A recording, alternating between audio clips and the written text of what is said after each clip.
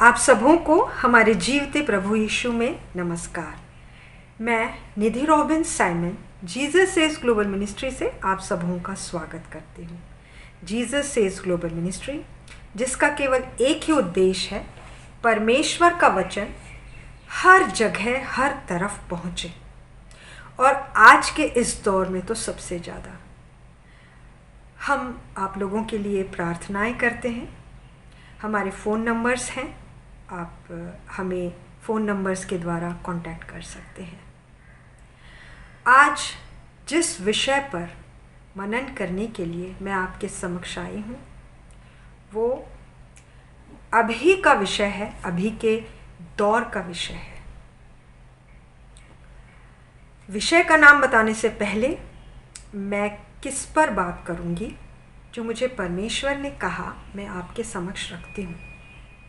आज इस पेंडेमिक में हमें ऑलरेडी 2 से 3 महीने हो चुके हैं, और उस दिन मैं अपने हस्बैंड के साथ बैठकर हम टीवी न्यूज़ देख रहे थे। उसमें ये आया कि about 85% of people have lost their jobs. 85% लोगों के जॉब्स जा चुके हैं, और जो 15% हैं उनकी भी तनख्वाह कुछ परसेंट कट चुकी है, कम हो गई है तो चिंता का विषय। पर हमारा वचन कहता है कि हमें चिंता नहीं करनी। अब आप बोलेंगे, सिस्टर इतना कुछ हमें बता रही है कि ये हुआ वो हुआ और कह रही है कि चिंता ना करें। जी हाँ, यही मेरा विषय है। हमें चिंता बिल्कुल नहीं करनी है। Don't worry. आज मैं उन लोगों के विषय में बात करूंगी जिनके जॉब्स चले गए हैं, और जिनके हैं उनकी भी तनख्वाह कुछ ना कुछ परसेंट कट चुकी है। ये मैं इसलिए बोल रही हूँ क्योंकि बहुत से कॉल्स मेरे पास आते हैं, और जब मैं प्रार्थना कर रही थी तो वचन जो मुझे परमेश्वर ने दिया उसको मैं आपके समक्ष रखती हूँ। बाइबल से आपके सामने पढ़ूंगी। यिर्मयाह 30 उसका 10। इसलिए हे मेरे दास याकूब, तेरे लिए यहोवा की यह वाणी है, मत डर, हे इज़राइल विस्मित मत हो। मैं उस फ्रेज को आपके सामने बोलूँगी फिर से, विस्मित मत हो, जो अभी हम सभी हो रहे हैं। विस्मित, चिंतित, व्याकुलता, कल क्या होगा की सोच, अब क्या होगा की सोच। हमारा परमेश्वर कहता है विस्मित मत हो, विस्मित ना हो।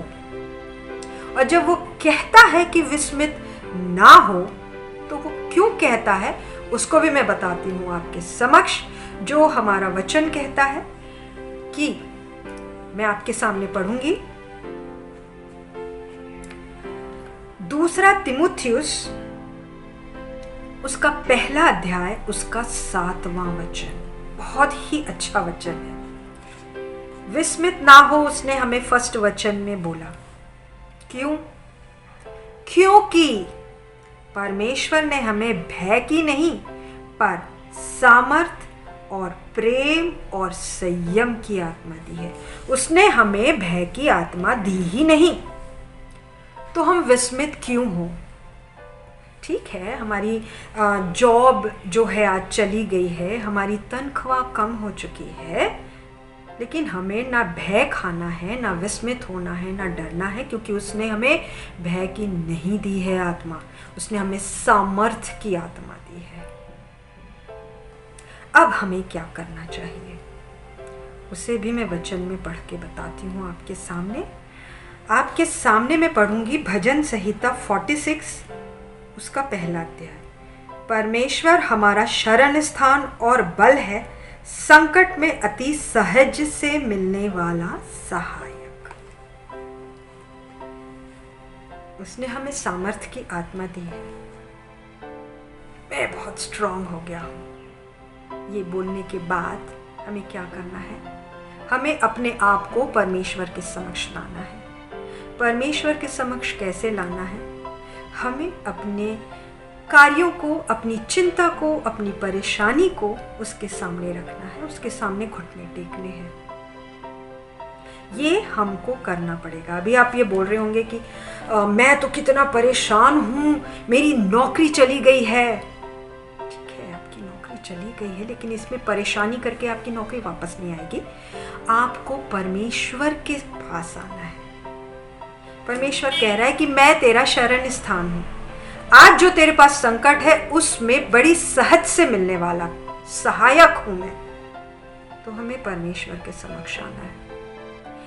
अपनी सारी चिंताओं परेशानियों को, फर्स्ट स्टेप, अपनी सारी चिंताओं और परेशानियों को परमेश्वर के समक्ष रख दीजिए, क्योंकि वो सच्चा और जीवता खुदा है। हमारा वचन कहता है मत्ती 7:7 में, मांगो तो तुम्हें दिया जाएगा, ढूंढो तो तुम पाओगे, खटखटाओ तो तुम्हारे लिए खोला जाएगा।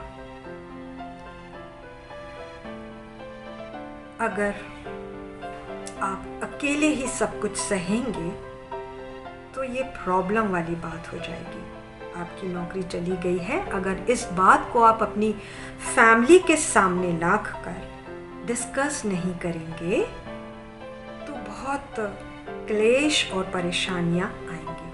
हो सकता है झगड़े होने चालू हो जाएं, पति पत्नी में, आपसी भाई बहनों में। इसलिए आप सबसे पहले तो ये काम करिए कि आप परमेश्वर के समक्ष घुटनों में आकर अपनी इस बात को रखिए। उसके बाद अपनी फैमिली को, पति पत्नी बच्चे जो भी हैं, आप सब उनको बुलाइए और उन्हें बताइए कि ये प्रॉब्लम हमारे जीवन में आई है। और बिल्कुल भी पैनिक मत होइए, अपना गुस्सा किसी के ऊपर ना उतारिए, जबरदस्ती चिड़चिड़ापन, मुझसे बात मत करो और वो तुम्हारी हिम्मत कैसे हुई मुझे ऐसे बोलने की, ये सब बातें बिल्कुल नहीं करिए परिवार में।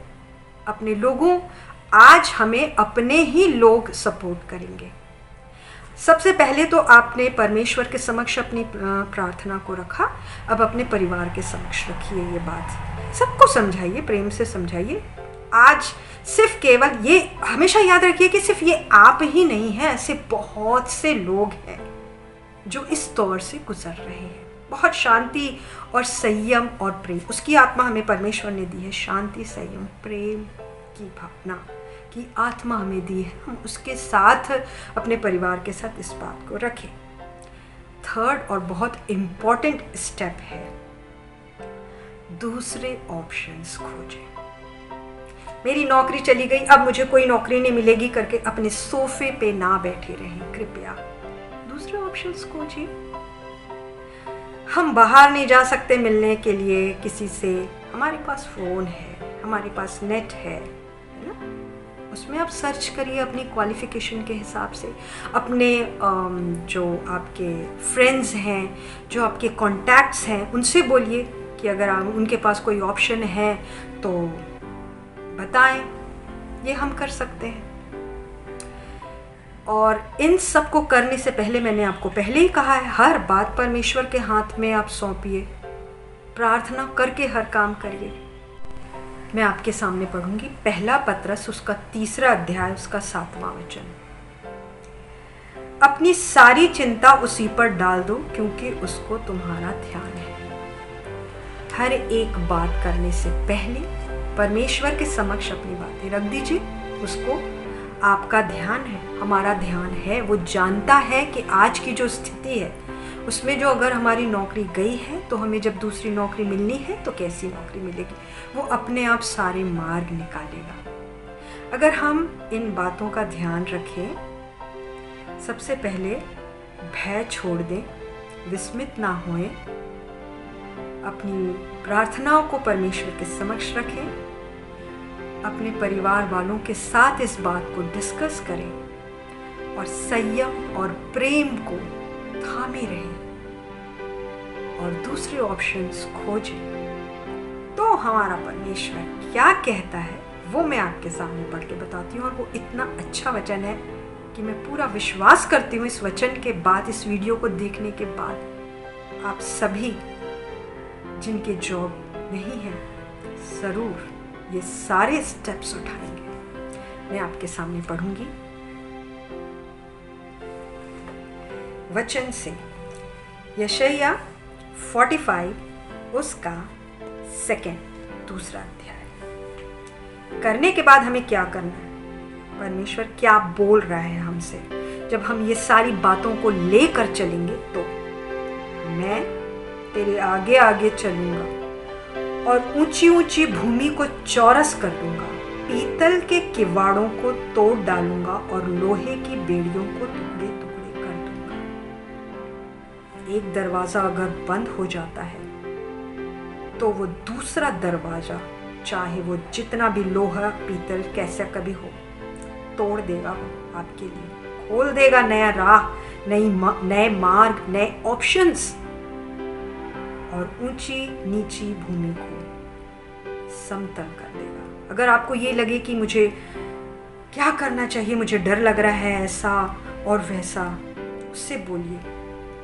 आप एक बार उससे बोलकर अगर चलना चालू करेंगे, आपको ऐसे लगेगा अरे मैं तो फालतू सोच रहा था कि ये इतना कठिन काम है, ये तो बहुत ही सरल कार्य है। और बेड़ों को टुकड़े टुकड़े कर दूंगा, कोई बंधन नहीं रहेगा, सारे बंधन टूट जाएंगे, चाहे वो जैसे भी बंधन हो। आपको आपके मुताबिक वो जॉब दिलाएगा, कोई बंधन नहीं, आपको जैसा चाहिए वो दिलाएगा।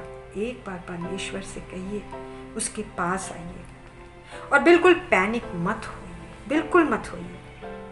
कोई बात नहीं है, ये ऐसा दौर चल रहा है और एक दिन सब कुछ ठीक हो जाएगा।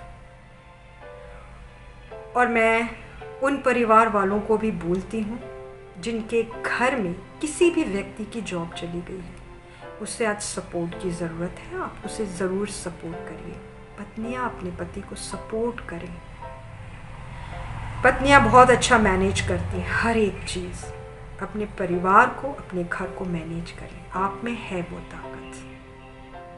और बिल्कुल जिन लोगों के जॉब नहीं है, ना घबराएं, विस्मित ना हो, चिंतित ना हो, सब कुछ ठीक होगा। बस संयम, प्रेम इसके साथ रहे, सामर्थ, किसी से भी नहीं डरे हो। ठीक है, गया जॉब तो गया, लेकिन there are other options, many options. Just go and search, but before that, pray to our Lord. Come to Lord. सब चीज़ें यहाँ आपको मिलेंगी। आइए मैं आप लोगों के लिए प्रार्थना करती हूँ। प्यारे दयालु पिता परमेश्वर, इस सुंदर समय के लिए तेरा धन्यवाद पिता। तू जानता है प्यारे प्रभु कि आज मैं किस विषय पर बोल रही हूँ पिता। हे पिता परमेश्वर, मैं जानती हूँ कि तू हमारे संग, हमारे साथ है, और जितने भी लोग मुझे देखते हैं और उनके साथ अगर ये घटित हुआ है परमेश्वर, तो तू उनके हृदयों को भी जानता है पिता। उन्हें अपनी सामर्थ्य दे, सारे भय को, विस्मितता को मिटा दे पिता। और प्रभु उन्हें संयम और प्रेम की आत्मा दे, सामर्थ्य की आत्मा दे प्रभु, करेज दे पिता। उनके लिए उन द्वारों को खोल दे पिता परमेश्वर, सारे बेड़ियों को तोड़ दे पिता परमेश्वर, उस द्वार को खोल दे पिता कि उन्हें नए ऑप्शंस मिले परमेश्वर। हे प्रभु, तो कहता है मांगो तो तुम्हें दिया जाएगा। प्यारे पिता, आज मैं सब लोगों के लिए मांगती हूँ परमेश्वर, हमारी विनतियों और प्रार्थनाओं को सुन ले, क्योंकि हम जानते हैं तेरा वचन कहता है जो कुछ भी तुम प्रार्थना में मांगोगे वो मैं तुम्हारे लिए करूँगा, ताकि पुत्र के द्वारा पिता की महिमा हो। मालिक, हे मेरे पिता, तेरे बेटे यीशु के नाम से मैं मांगती हूँ, सुन और कबूल कर। आमीन। परमेश्वर आप सबों को आशीष दे। Thank you.